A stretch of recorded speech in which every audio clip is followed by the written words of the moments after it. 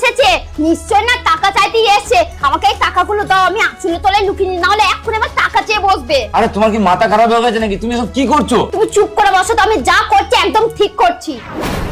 ভাই আরে দাদা তুমি হঠাৎ আসো আসো বসো। হ্যাঁ হ্যাঁ যাই যাই। না না না না, ওখানে বসতে হবে না, ওখানেই বসো না। আচ্ছা ঠিক আছে বৌমা, আমি এখানেই বসছি। আচ্ছা দাদা বলো, হঠাৎ আমাদের বাড়িতে এলে কোনো দরকার আছে নাকি? হ্যাঁ হ্যাঁ ভাই, দরকার তো ছিল। এই তো আগের সপ্তাহে তোর বৌদি সিঁড়ি থেকে পড়ে পা ভেঙে ফেলেছে।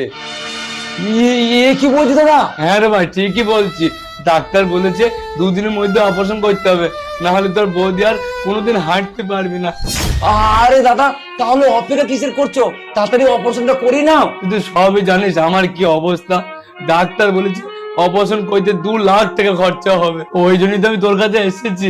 আমার কাছে 50 লাখ টাকার মতন আছে, আর 1.5 লাখ টাকার মতো তুই আমাকে ধার দে, আমি আগের মাসেই ফেরত দিয়ে দেবো। হ্যাঁ হ্যাঁ কেন? কই গো, বলছি আমার সাথে একবার ভিতরে চলো তো, একটু দরকার আছে। আচ্ছা ঠিক আছে চলো।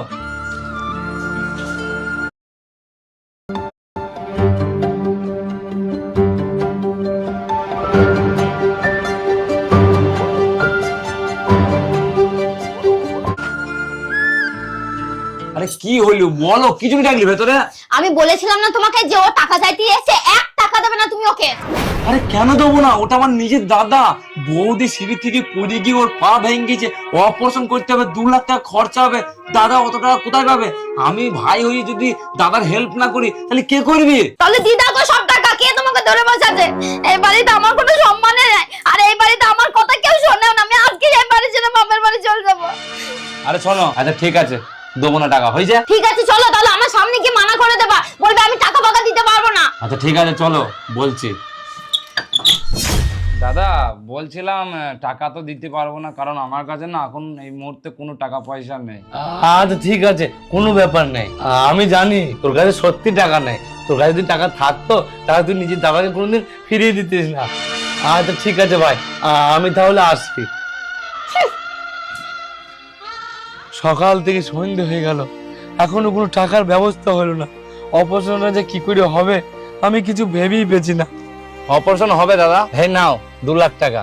আরে ভাই তুই কেন টাকা নিয়ে এলি?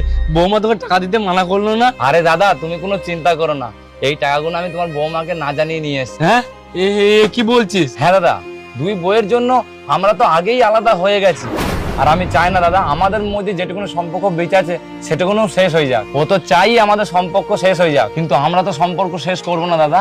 আমরা যেভাবে এক আছি এভাবেই থাকবো। তোমার যদি বৌদির অপারেশন করার জন্য আরো টাকার প্রয়োজন হয় তুমি আমাকে ফোন করো।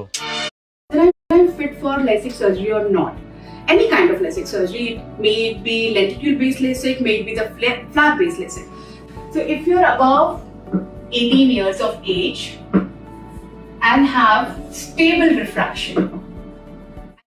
সত্যি রে, তোর মতন ভাই পেয়ে আজকে আমি ধন্য। দাদা